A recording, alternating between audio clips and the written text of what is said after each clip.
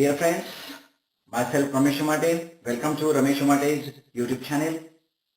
मित्रांनो, आपण heritage evolution या टॉपिक सुरुवात केली होती आणि आज व्हिडिओ क्रमांक 3 मध्ये आपण इव्हिडन्सेस ऑफ इव्होल्यूशन पाहणार आहे. मागच्या व्हिडिओमध्ये आपण इव्होल्यूशन म्हणजे काय पाहिलं होतं, तर आज आपण पाहणार आहे त्याचे पुरावे काय. So many evidences are there. त्याच्यात अनेक असे इव्हिडन्सेस आहेत.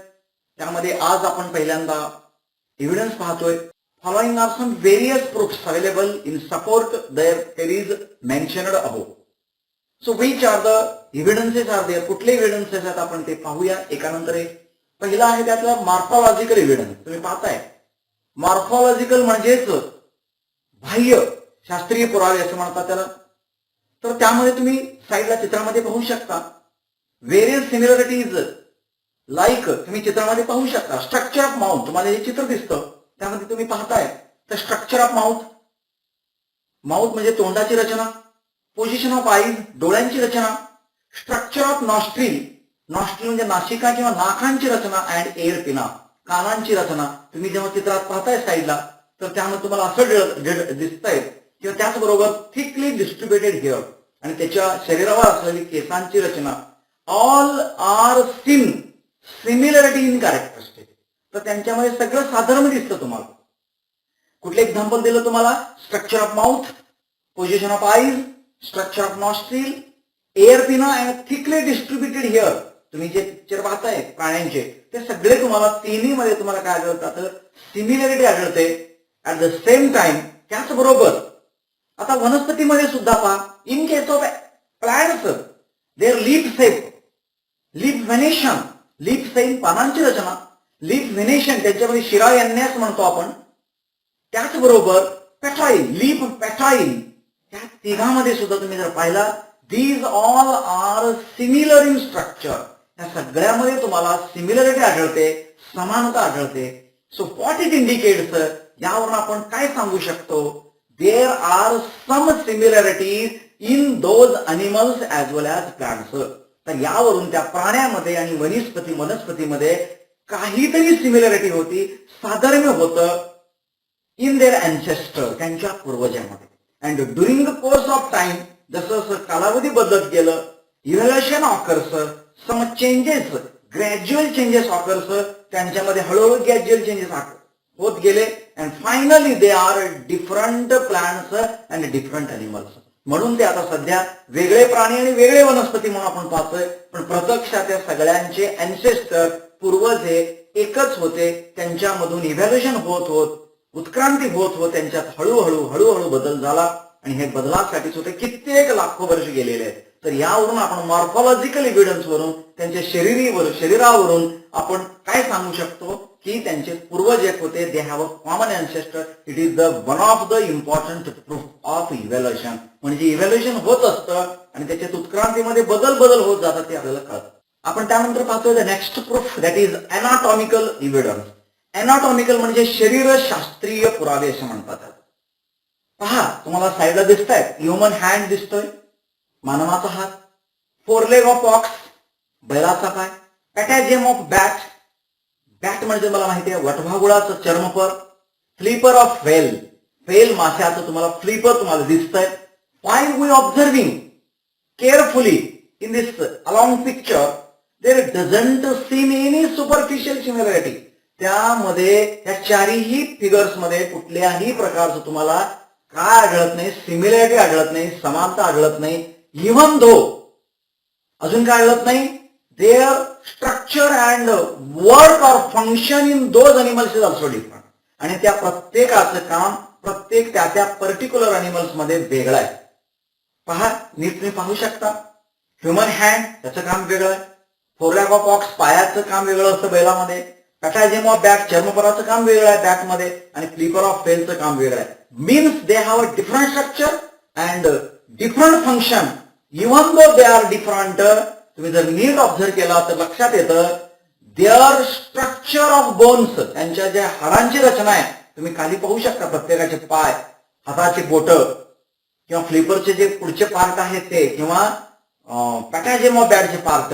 तर त्यांच्या त्या हाडांची रचना बोन स्ट्रक्चर आणि जॉईंट्स, त्यांचे जे जॉईंट्स आहेत त्याला आपण संधिपाद म्हणतो किंवा सांधे म्हणतो, तर त्याच्यामध्ये तुम्हाला निश्चितच काय आढळतं, सिमिलॅरिटी आढळते, समानता आढळते. So this similarity indicates that those animals may have common ancestor. परत आपल्याला याच्यावरून सांगता येतं त्या सगळ्यांच्या, 4 प्राण्यांचे पूर्वज हे काय होते, एकच होते. कालांतराने during course of time some changes occurs during evolution and these animals are different species. आता त्यांना आपण डिफरंट स्पेसिस म्हणतो, प्रत्येकाचं स्पेसिस वेगळा आहे. But this is second evidence that is anatomical, शरीरशास्त्रीय म्हणतो आपण, त्यावरून लक्षात येतं की these having a common ancestor. So once again, human hands, foreleg of ox, patagium of bats and flipper of whale, they have a different function, different structure, look different, but their joints and structure of bones are similar, so they have a common ancestor. तर अशा रीतीने हे दुसरा पुरावा झाला. हा दुसरा पुरावा झाला अनाटॉमिकल एव्हिडन्स, शरीरशास्त्रीय पुरावे म्हणतो आपण. आणि वेस्टिजियल ऑर्गॅन, वेस्टिजियल म्हणजे अवशेषांगे, याचा अर्थ काय, फंक्शनलेस ऑर्गॅन. आणि काय म्हणायचं आहे, फंक्शनलेस ऑर्गॅन म्हणजे त्यांच्या शरीरामध्ये, त्या पर्टिक्युलर प्राण्यांच्या शरीरात त्याचं काही काम नाही आहे. तुम्ही जर एक्झाम्पल पाहिला ह्युमन बिंगच्याच बाबतीत, तर पहा, इयर मसल्स, त्यानंतर विजडम टीथ, विजडम टीथ म्हणतो आपण, त्यानंतर आपल्यामध्ये असलेलं अपेंडिक्स, त्यानंतर टेल बोन, कॉकॅक्स, हे 4 तुमच्या समोर आकृती दिसत आहेत, 1 बाय 1 पाहू शकता. So they are totally functionless in human being. हे सगळेचे सगळे आपल्याला वेस्टिजियल ऑर्गॅन्स म्हणून आपण त्याला काय करतोय, नमूद करतोय. का तर पहा, degenerated or underdeveloped useless organs of organism are called vestigial organ. Degenerated म्हणजे ऱ्हास झालेला, ऱ्हास म्हणजे नष्ट झालेला, और अंडरडेव्हलप्ड ज्यांचं व्यवस्थित काय झालेलं, डेव्हलपमेंट झालेलं नाही, असे युजलेस, आता सध्या ते युजलेस आहेत काही प्राण्यामध्ये. Organs of organism are called as vestigial organ. And you know, in any living organism sudden development of new tissues or new organs for living changing environment is not possible. म्हणजे काय, कुठल्याही प्राण्यामध्ये, वनस्पतीमध्ये अचानकच कुठला तरी सेल तयार होतो, टिश्यू तयार होतो नवीन, असं होत नसतं. तर ते कसं घडतं, इन्स्टेड ऑफ दॅट त्याच्याऐवजी existing organ undergo gradual changes. म्हणजेच काय, एक्झिस्टिंग म्हणजे सध्या जो प्राणी आहे त्याच्याच टिश्यू मध्ये, सेल मध्ये काय होतात, ग्रॅज्युअल चेंज होतात. लाखो वर्ष लागतात ते चेंज होण्यासाठी, आणि ते हळूहळू चेंजेस होत होत होत काय होत असतो, देअर सम ऑर्गॅन्स बिकम्स फंक्शनलेस. त्यांच्यातले काही ऑर्गॅन्स काय होतात, हे फंक्शनलेस होतात. And mostly specific structure in the body is useful under certain situation. तर त्यांच्यातले काही ऑर्गॅन्स हे उपयोगाचे पडतात, but some structure under different situation may become useless. पहा, काही वेळा काय होत असतं, काही पर्टिक्युलर सिच्युएशनला काही आपल्याचे ऑर्गॅन आपल्याला साथ देत नाही, युजलेस बनायला जातात. And such start begin to degenerate, आणि हळूहळू त्यांचा ऱ्हास होण्यास सुरुवात होत असतो. And it is only because of principle of natural selection. आणि हे सुद्धा नैसर्गिक निवडीच्या सिद्धांतामुळेच घडून येतं. तर आपल्याच बाबतीत पाहू शकतो आपण, अपेंडिक्स पहा, तुम्हाला साईडला दिसतंय. पूर्वी त्याचा आपण वापर करायचो, म्हणजे होत होता का, raw food material we have to consuming and it is useful for digestion purposes.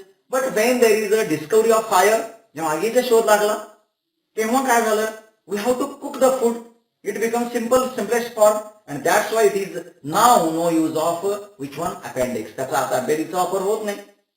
Okay, त्यामुळे विजडम टीथचा सुद्धा वापर उपयोग होत नाही. बट हे मात्र इतर प्राण्यामध्ये, in remaining animals they are useless, useful, but in case of human being they are useless or फंक्शनलेस.